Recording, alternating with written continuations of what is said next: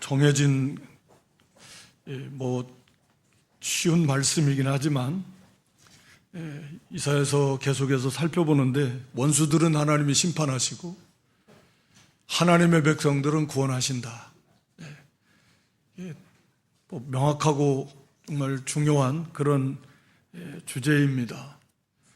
그래서 그 원수들이 아무리 강해도 결국은 철저하게 비참하게 심판하신다. 오늘 본문의 말씀은 만국, 그러니까 전 세상을 향한 하나님의 진노, 심판을 말합니다. 어떻게 하나님께서 심판하실까? 그 앞에서도 아수르를 이렇게 예표한 원수들, 아수르가 나타내는 모든 대적들이죠. 우리 이스라엘, 유다, 하나님 나라, 하나님이 심판하시고 그리고 그 가운데서 하나님 백성들은 구원해 주신다. 그런데 이제 앞에 거기 14절, 33장, 14, 15절에 보면 하나님 교회 안에도 두 종류가 있어서 신약적 개념으로 보면 알곡과 가라지. 그래서 시온에, 예루살렘에 교회에 있지만 그런 경건하지, 즉 하나님을 바로 섬기지 않는 참된 믿음이 없는 자들은 하나님의 진노의 심판을 받을 것이고, 참된 성도, 다시 말하면 삶 속에서 공의를 행하는, 의를 행하는 자, 정직히 말하는 자, 진실한 삶 속에서 죄와 불의에 타협하지 않고 의를 최우선 가치로 삼으면서 나아가는 그런 열매들을 맺히는, 그게 참 성도라는 거죠. 그런 자들은 이 땅에서 그것 때문에 어려움 겪지만 그러나 이제 반드시 구원해 주신다. 그때 하나님 높여주신다. 존귀케 해주신다. 그리고 영원히 우리가 아는 대로 상상도 할 수 없을 만큼, 비교도 할 수 없을 만큼 우리가 받은 고난에 비하면, 수고에 비하면, 충성에 비하면 갚아주시는 하나님의 그 위로, 칭찬, 상급, 영광은 영원하니까, 그리고 무한히 영광스러우니까, 썩지도 않고 더럽지도 않고 쇠하지도 않으니까 그걸 갚아주신다 라고 하는 것을 앞에서도 쭉 말씀하고 있습니다. 그런 말씀들을 보면서 잠깐 힘들어도 이 땅에서 우리가 하나님 믿는 믿음 붙들고 고난이 와도 오히려 고난을 통해서 우리를 더 영광의 길로 인도하시니까 그 길을 걸어가야지. 조금 힘들다고 하나님을 떠나고 또는 육신의 욕심에 치우쳐서 돈을 최우선 가치로 삼고 수단과 방법을 가리지 않고 물질을 위해서라면 말씀도 신앙도 다 저버리고 그렇게 가는, 그것은 참 성도의 모습일 수가 없을 것입니다. 오늘 여기 본문 34장도 열국에 대한 심판의 내용을, 구약의 계시록과 같아요. 이게 계시록에 나오는 말씀과 흡사한데 그걸 세세하게 보여주시면서 우리에게 요구하시는 게 뭐냐, 이런 세상을 계속, 이런 대적, 이런 세상, 이 멸망할 세상을 그렇게 좋아할래? 그거 바라보고 살 거야? 라고 하는 거죠. 또 이런 세상을 두려워할래? 이렇게 비참하게, 이렇게 처절하게 이 망하는 세상을 그 속에 살면서 그걸 흠모할 거야? 또 그런 세상을 그렇게 두려워하고 움츠려서 겁먹고 그럴게? 지금도 그런 메시지잖아요. 계속 우리에게 이것을 반복해서 주실 수밖에 없는 게, 우리는 또 반복해서 늘 넘어지니까 끊임없이 주셔야 돼요. 또 끊임없이 넘어지니까 하나님은 반복해서 계속해서 우리를 일으켜 세워주시고 격려하시고 힘을 주시면서 일깨우시는 거죠. 끊임없이. 끊임없이. 오늘 여기 진노, 여기 1절에 보면 열국이여 너희는 나와 들어라, 민족들이여 귀를 기울여라. 땅과 땅에 충만한 것, 세계와 세계에 나는 모든 것 들으라. 이 하나님의 이 마지막 심판의 말씀, 거기 2절에 진노, 열방을 위해 하나님이 진노하신다, 분내신다. 그래서 그들을 진멸하시고 살육하신다. 어마어마한 무시무시한 그런 그 말씀이죠. 예. 이 말씀, 이 하나님의 심판은 전 세계적이고 우주적이다. 모든 열국, 예외가 하나도 없다는 거예요. 열국, 민족들 다 비슷비슷하지만 다 들어라. 땅과 땅에 충만한 것, 세계와 세계에서 나는 모든 것. 예.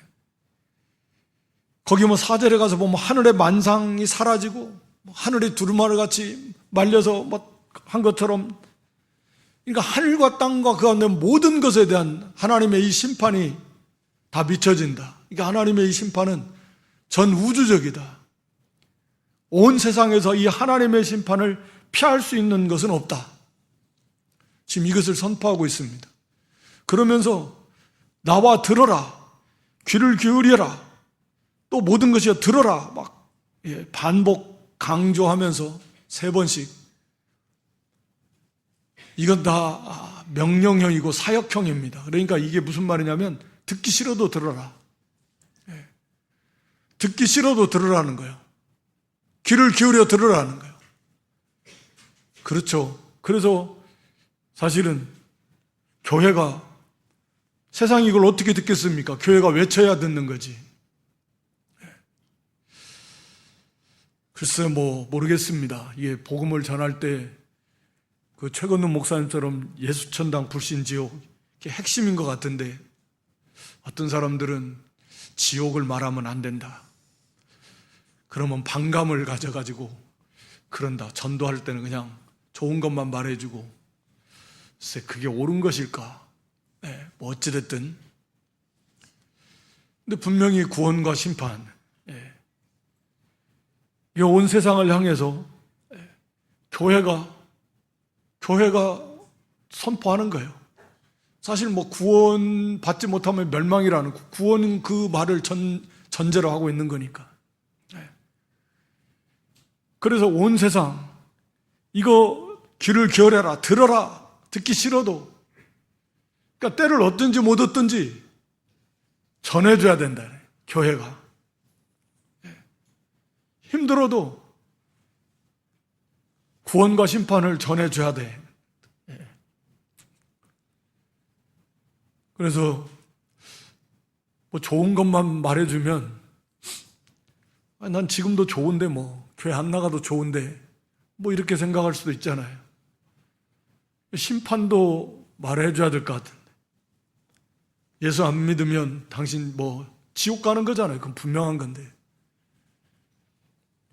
하여튼 하나님의 이 심판 최종적이고 우주적이고 피할 존재는 하나도 없다. 그래서 귀를 기울여서 들어야 된다. 이거보다 중요한 문제는 없으니까요. 이 사명을 교회가 오늘날 우리가 감당해야 됩니다. 그래서 2절에 대저, 사실 이게 대저라는 말이, 대개라는 말도 그렇고 우리나라 국어 사전에 의하면 이게 대체적으로 대강 이런 뜻이거든요. 근데 이제 우리가 한참 논란도 있었지만 이런 말씀을 대저나 대개나 그런 말씀이 있으면 이건 이제 이유를 나타내는 그런 접속사로 이해하셔야 될 것 같아요.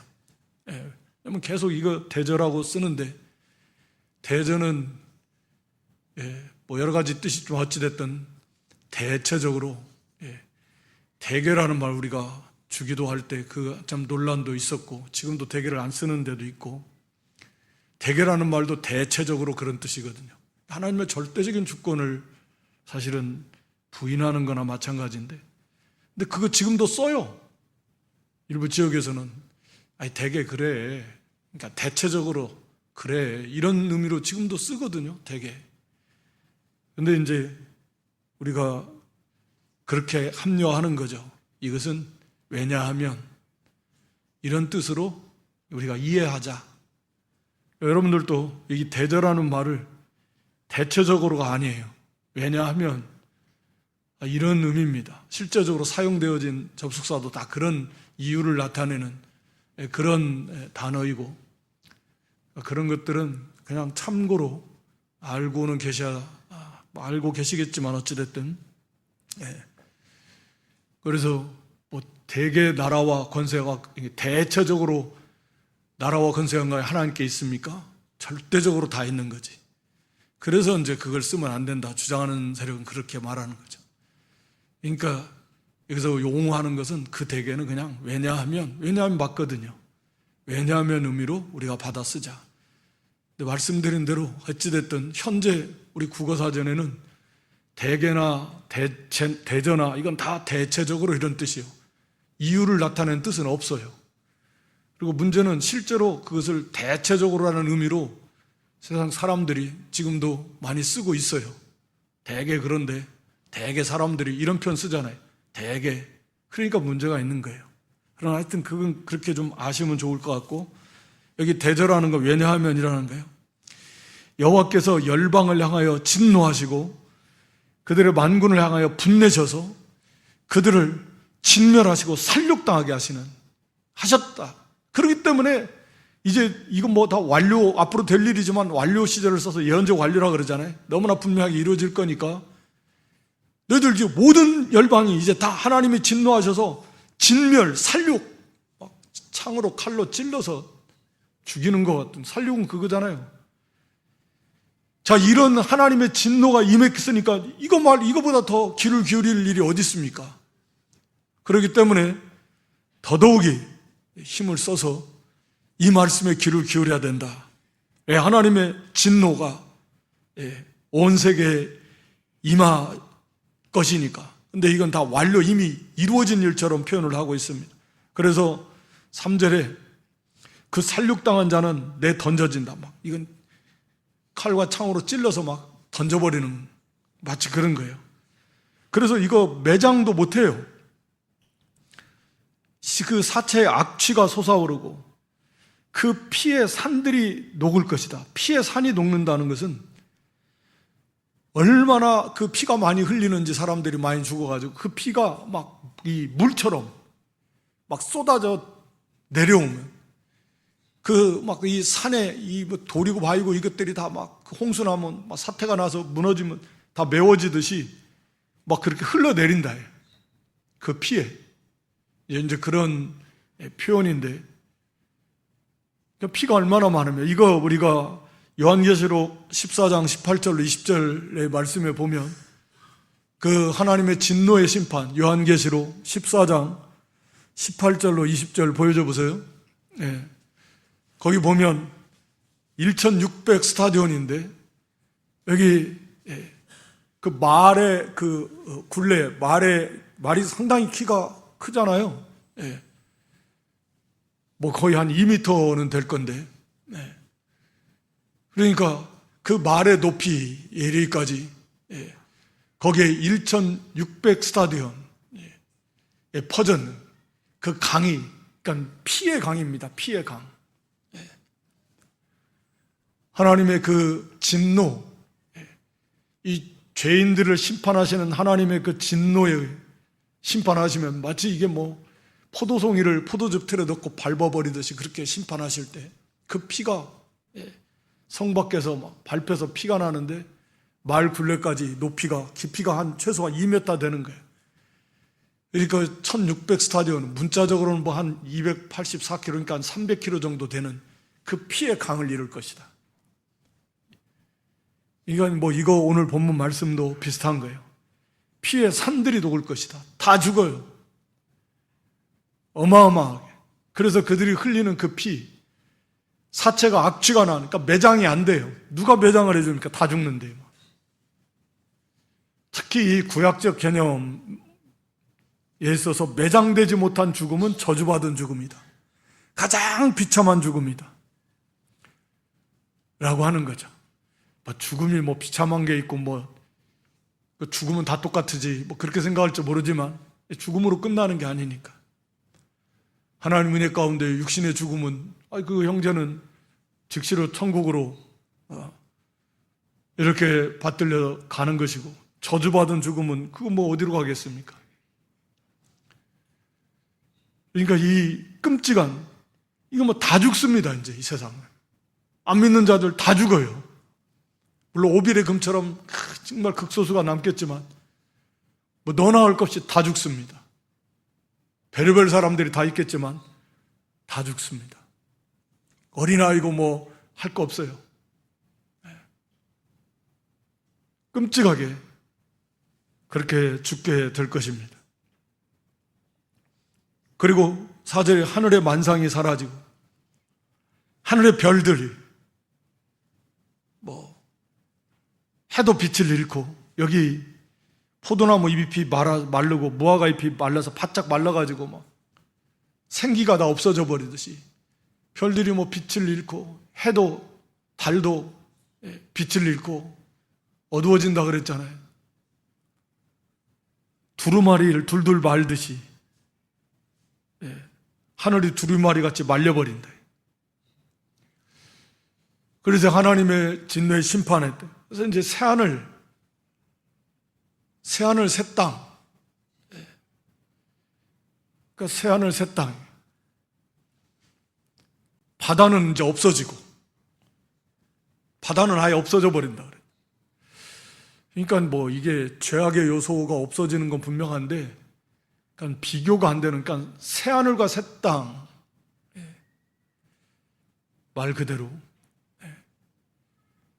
그런, 뭐 이건 뭐 하늘도, 기존의 이 하늘은 다 뭐 사라지고 두루마리 같이 말려지고,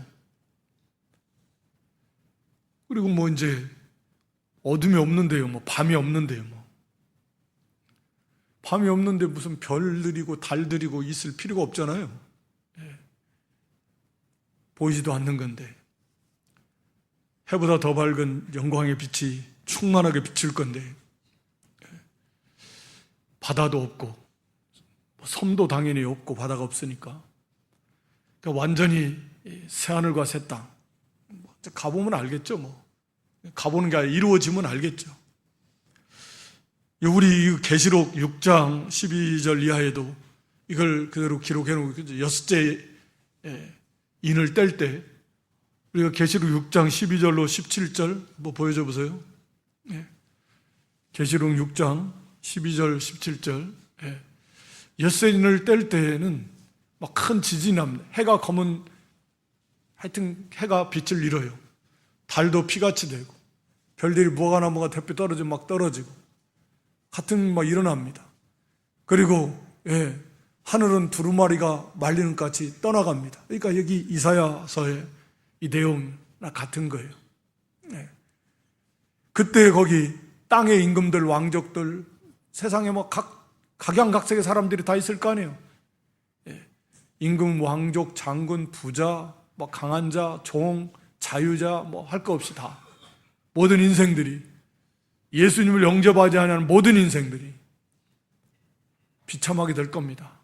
산과 바위 틈에 숨어서 막 극도의 공포와 두려움에 떨면서 하나님의 그 진노, 어린 양의 그 진노로부터 우리를 좀 가려달라. 그래서 막 산과 바위가 무너져라. 얼마나 무서우면 그렇게 외치겠습니까? 그 진노를 피할 수 있나요? 죽으면 차라리 끝나면 좋겠지만, 그게 안 되잖아요.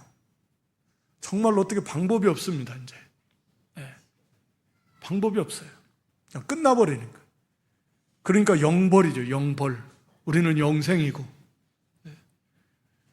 그러니까 참 지금 뭐 하고 있는지 모르겠어요. 지금 이 영생과 영벌, 이게 천국과 지옥이 눈앞에 있는데 지금 어디다 정신 팔리고 있는지, 이 세상이. 지옥 불속이 앞에 있는데 영원한 천국에 가는 길이 있고, 그럼 두 길 중에 하나 이제 이러고 있을 때가 사실은 아니잖아요. 이제 지나면 끝나버리는데 돌이키지 않는다면 이제 뭐 기회가 없어져 버려요. 그러니까 참, 이 세상이, 그러니까 사탄은 취해가지고 거기에 아예 정신 못 차리게 이렇게 만드는 건데, 그렇게 해서 하나님의 심판은 이렇게 우주적이요, 전 세계적으로 그 진노로 하나님이 심판하신다. 이렇게 비참하게 죽고요, 다 비참하게 다 망하게 될 겁니다. 이러한 세상을 말씀드린 대로 여기에다 소망을 둘 이유가 어디 있냐? 이것을 바라볼 이유가 어디가 있네? 그러니까 이런 말씀들을 우리가 매일매일 묵상하고 혹은 읽으면 좋겠어요. 읽으면서 이 말씀들을 새김질하면서 계시록 말씀이나 뭐 이사야 같은 이런 말씀이나 우리 예수님께서 말세의 징조에 나타난 말씀들이나 노아의 홍수, 뭐 소돔 고모라 망하는 뭐 지금 유황불이 떨어지기 직전인데 막 그거 머뭇거리고 있을 때가 어디가 있네. 이제 홍수로 다 망하는 건데 근데도 돌이키지 않는, 이제 마지막 때는 하나님이 이런 진노에 불러 심판하시는데, 우리가 이런 것들을 생각하면서 지금 뭐 이런 거에 정신 팔리고 그럴 때가 아니다. 뭐 그렇다고 해서 막 다 집어치우라 그게 아니고, 그러면 좀 2단이 되고 3단이 되는 건데 아니죠. 정신을 바짝 차리라는, 취하지 말고 집에서, 직장에서, 사회에서 뭐 다 각자에서 우리가 할 일이 있잖아요. 그걸 바라보면서 해야 됩니다. 그러면서 여기 5절 이하에 보면 여호와의 칼이 하늘에서 족하게 맞았은즉, 그러니까 하늘에서도 하나님의 심판, 공중의 권세 잡은 자, 예. 뭐 물론 영적인 존재들이겠지만 공중의 권세 잡은 자는 이 사탄도 잡아서 이제 뭐 무저경에 가두게 되고 마지막에는 유황 불 속에다 던져버린다 그랬잖아요. 사탄도 그 속에 들어갑니다. 그걸 따르던 모든 그 타락한 천사들, 그러니까 사탄의 종들, 악한 영들이겠죠. 그것들도 수도 없이 많겠지만 다 거기에 던져지게 된 하나님의 심판이 하늘과 땅에서 다 이루어지는. 그러면서 여기 특히 에돔 위에 내린다. 5절 하반절에 에돔 위에 내려서 진멸하기로 한 백성, 그를 심판할 것이다. 에돔은 에서의 후손인데 같은 쌍둥이 형제지만 계속 이스라엘을 괴롭힌 그런 족속입니다. 그러니까 온 세상이 사실은 적그리스도예요. 그러니까 예수님을 안 믿는 세력은 다 적그리스도입니다. 그리스도를 대적하는 거예요. 뭐 중간은 없습니다. 그러나 이제 적그리스도이지만 이게 이제 약간씩 뭐 아주 전선에 앞장서서 나서는 세력도 있고 여러 가지 방법에 있어서, 그러니까 말씀드리는 대로 민주주의도 적그리스도고 공산주의도 적그리스도예요. 제가 볼 때는 다 적그리스도입니다. 민주주의는 물론 좋은 게 있죠. 그래서 민주주의 우리가 지지하는 겁니다. 왜? 신앙의 자유, 복음 전파의 자유, 물론 개인의 인격의 자유도 중요한 거죠. 근데 그건 우리를 취하게 해요. 물질에 취하고 쾌락에 취하고 자기 하도 사람을 높이다 보니까 그렇지 않아도 자기가 우상인데 어려서부터 막 애들도 떠받들고 막 자기 인권을 너무 강조, 그게 나쁘다는 건 아니지만 그렇지 않아도 그런 존재인다 그러니까 자기가 우상이. 공산주의는 대놓고 이것은 하나님을 대적하는 적그리스도. 민주도 민주라는 말이 하나님이 주인이어야지 백성이 주인이다. 이게 잘못된 거잖아요. 그 자체가 그런 거죠.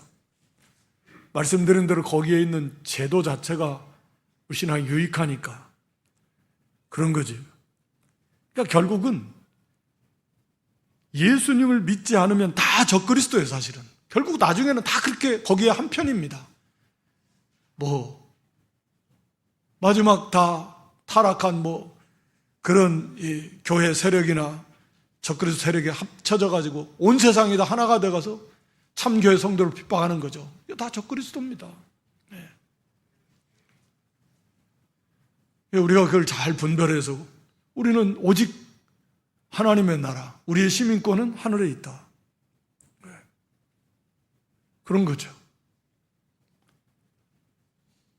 근데 특히 이 에돔같이 말하자면은 오늘날로 말하면 꼭 이게 맞다고는 볼 수는 없겠지만 말하자면 천주교처럼 이 같은 형제였는데 결국은 제일 앞장서서 교회를 빗박하는 게 종교개혁 때 그 종교개혁자들을 제일 많이 죽인 게 이 천주교, 그러니까 당시에는 기존의 그 소위 말하는 기독교 부패한 종교 세력들이죠. 교황을 위시로 한 그들이 사실은 제일 많이 이 종교개혁 하려고 하는 사람들을 제일 많이 죽은 게 그 사람들이라 그러잖아요. 그러니까 결국은 그런 같이 오다가 타락한 이런 이단들, 교회에서 다 나갔죠. 이단이 교회에서 나간 거라 그러잖아요. 이런 존재들 앞장서서 교회를 핍박하는 대적하는 그 무리들 무엇이 됐든 나머지 다 마찬가지지만 그 하나님이 심판하시겠다. 이 세상이 다 그런 존재지만 특히나 앞장서서 핍박하고 심판하는 세력도 있습니다. 그래서 거기 6절에 보면 여호와의 칼이 피 곧 어린 양과 염소의 피에 만족하고 기름 곧 순양의 콩팥 기름으로 윤택하니 이는 여호와를 위한 희생이 보스라 있고 큰 살육이 에돔 땅에 있습니다. 그러니까 이건 마치 하나님 앞에 희생 제사를 드릴 때에 드리는 양이나 염소의 그 피와 그 기름 다 제거해서 기름 제거하려면 다 껍질 벗기고 조각조각 잘라가지고 기름 다 벗겨내고 피 다 쏟아내고 그리고 불로 태워서 그렇게 먼저 그렇게 드리잖아요. 이게 우리는 이것을 그리스도의 대속으로 생각하니까 참 너무 감사한데 사실 따지고 보면 오늘 본문 말씀대로 그리스도는 우리를 대신해서 하나님의 진노의 심판을 받으시는 거잖아요. 그리스도의 십자가는 하나님의 진노입니다. 하나님의 진노, 하나님의 심판이에요. 하나님의 진노, 우리를 향한 하나님의 진노의 심판을 예수님 대신 받으시는 거죠. 그러니까 그렇게 어린 양 여기 어린 양과 피에 그게 하나님께서 이 죄값은 사망이니까 그렇게 철저하게 가죽 벗기고 조각조각 잘라서 그 내장 다 꺼내고 기름 다 제거시키고 피는 다 쏟아버리고 그걸 불로 태워버린다. 이게 바꿔서 말하면 하나님의 죄에 대한 진노입니다. 진노예요. 그러니까 우리는 이 일을 대신해 주신 예수 그리스도, 우리 예수님께서 대신 이런 대속의 말할 수 없는 고난을 받으셔서 죽으심을 죽으셨어요. 그래서 우리는 그 안에서 의롭다 하고 구원을 얻었어요. 그러나 그 예수를 믿지 않는 에돔과 같은 또는 온 세상은 본인들이 하나님의 그 진노의 심판을 받아야 돼요. 그리고 영원토록. 그겁니다. 우리는 이 일을 예수님이 대신 받으신 거예요. 그러나 이 세상은 자기들이 이 하나님의 진노의 심판을 이렇게 받아야 됩니다. 그리고 영원토록 있어야 됩니다. 그러니까 하나님의 그 진노, 마지막 심판의 또 다른 성격 하나는 원수 갚는 보수, 신원하신다. 거기 8절에 그랬죠. 이것은 여호와께서 보복하시는 날이요 시온의 송사를 위하여 신원하시는 해라. 예. 하나님의 심판의 또 다른 면은 죄에 대한 심판이면서 동시에 하나님의 백성들에 대한 원수를 갚아주시는 데다. 예. 하나님 원수를 갚아주시는 거예요. 그래서 우리가 그 계시록 6장 9절로 11절에 보면 그 순교자들이 막 하나님 앞에 탄원의 기도를 드립니다. 예. 그 계시록 6장 9절로 11절 보여줘 보세요. 거기에 보면 언제까지 우리의 이 피를 갚아주지 아니하시겠습니까? 이 순교자 하나님 앞에 그 탄원에 왜? 하나님은 공의의 하나님이시니까요.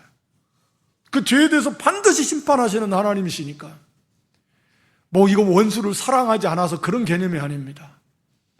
하나님 공의의 재판장이신 하나님께서 왜 이 죄에 대해서 왜 공의로 심판하시지 않습니까?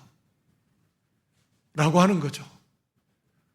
하나님께서 좀 기다려라. 아직 때가 다 있어야 차야 된다. 그러니까 하나님의 이 마지막 심판의 또 한 면은 이 하나님 백성들을 괴롭히고 죽이고 핍박한 이 여기에 대한 원수를 갚는 그런 성격이 있습니다. 그러니까 얼마나 이들이 받을 그 심판이 크겠습니까?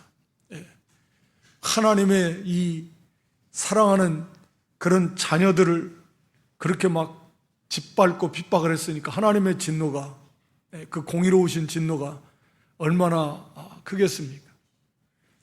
우리가 그 아모스서에 보면 아모스 1장 3절, 6절, 9절, 11절, 13절 이런 말씀에 보면 이 여러 나라의 그 죄가 많이 있는데 서너 가지란 여러 가지 죄예요. 그 죄에 대해서 하나님 말씀하시는데 뭘 거기서 전부 다 들으냐면은 하나님 백성, 여기 그들의 죄목을 드는데 길르앗, 그 길르앗도 그 요단강 저편에 있었던 하나님 백성들이 땅이잖아요. 그걸 핍박한 거. 또 여기는 여기 하나님 백성들 아수르나 바벨론에 막 침략을 당하고 도망가고 할 때 그 백성들을 사로잡아가지고 막 넘겨준 이런 악을 행한 일들. 형제와의 계약을 두루 같은 경우는 우호적인 그런 계약을 파하고 유다가 어려움 당할 때 오히려 대적편에 서서 막 하하호호 하면서 짓밟고 어려움을 줬던. 그러니까 죄들이 많은데 그들은 기본적으로 다 우상을 섬깁니다.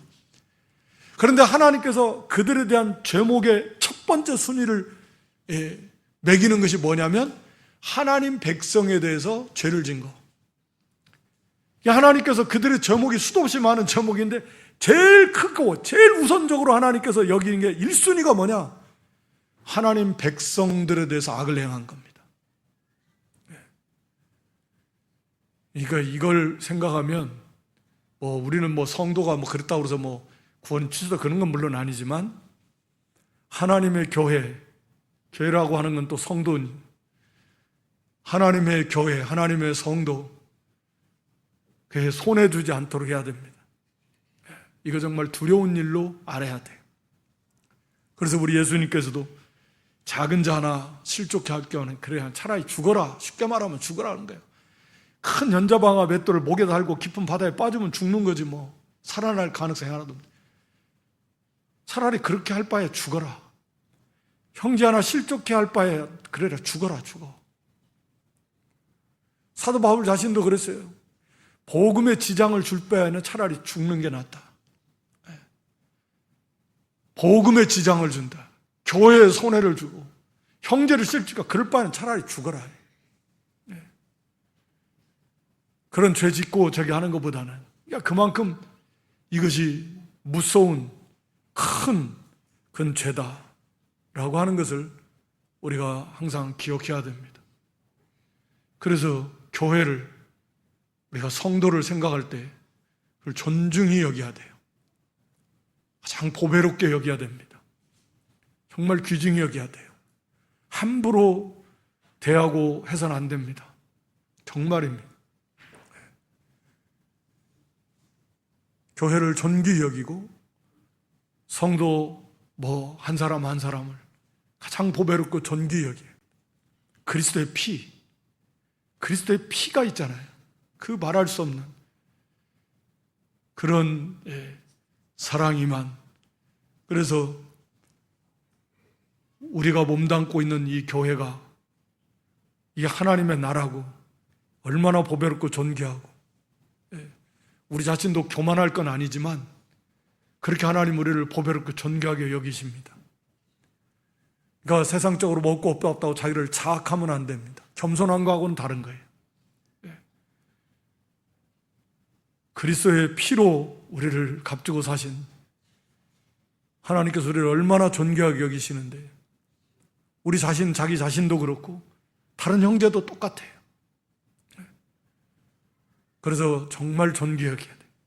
하나님께서 마지막 심판하실 때 죄목 첫 번째가 이들이 하나님의 교회 성도를 핍박한 것, 죄를 진 것, 이거 1순위에 두실 만큼 하나님께서 진노하신다 라고 하는 것입니다.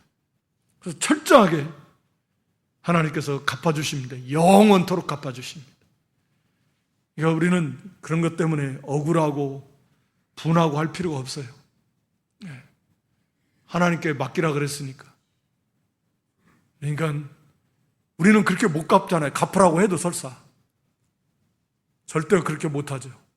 갚으려다 더 얻어맞지. 더 손해를 당하지. 물론 그 자체가 악이고 어둠이니까. 그러니까 하나님께서 철저하게 갚아주시겠다 라고 하는 것입니다. 그래서 거기 9절 10절에는 완전 역청, 유황, 불붙는 역청이 돼서 낮에나 밤에나 꺼지지 않아 그 연기가 끊임없이 떠오를 것이다. 그러니까 우리 계시록 19장 2절로 3절에도 보면 다 비슷한 표현들이 이렇게 기록이 되어 있습니다. 그래서 그 고난의 연기가 세세토록 올라가요. 그러니까 불 속에 들어가면 타기는 타는데 타서 없어지지는 않고, 죽지도 않는데 그 고난의 연기가 영원토록 올라간다. 그러니까 이게 참 얼마나 무섭습니까, 이게. 그 고난의 연기가 영원토록. 계시록 20장 10절, 21장 8절에도 마찬가지야. 그 유황 불못에 던져져요. 세세토록 밤낮 괴로움을 하다 쉼이 없어요. 그 속에 들어가서 잠깐이라도 쉬는 게 없죠. 그러니까 우리 누가 16장에 나온 것대로 물 한 방울의 위로가 없어요. 물 한 방울의 위로가 없다고요. 정말 무섭잖아요. 불과 유황으로 못에 던져져서 끝도 없이 세세토록 이게 하나님의 심판이라고요. 황폐해질 것을 말씀합니다. 거기 11절로 마지막 절은. 그래서 거기 당아새, 고슴도치, 까마귀 이런 것들이 거기다 산다. 11절에 보면 혼란의 줄과 공허의 추를 들이신다. 이 말은 우리가 줄과 추는 건축할 때, 물론 심판하실 때도 그걸 정확하게 재서 심판하신다는 의미가 있지만, 회복시키실 때, 건축할 때 그 줄과 추를 딱 해서 건축할 때 쓰는 그런 도구들인데, 혼란의 줄, 공허의 추, 그러니까 이것은 회복이 불가능하다 그 말입니다. 그러니까 그런 것을 이렇게 표현합니다. 일종의 시적으로 다시 회복이 불가능합니다. 그래서 그걸 일으킬 사람도 물론 없고요. 그 다음에 그들의 땅은 얼마나 황폐해졌는가. 13절 이하에 가시나무, 엉겅퀴, 세품은 찔레 이런 것이고요. 거기에 각종 짐승들이 거기서 만난다. 들짐승이 이리 와 만나고 수렴서가 그 동료를 부르고 한마디로 이거 우리 집이야. 여기서 만나자. 이리 와. 여기서 살자. 막 이런 표현들입니다. 그러니까 완전히 황폐하게 된다. 그러면서 여기에 있는 이런 이 날짐승, 짐승들 하나하나 다 기록하면서 하나님께서 이거 하나하나도 명령하셔서 여기에 빠진 것이 하나도 없도록 하시겠다.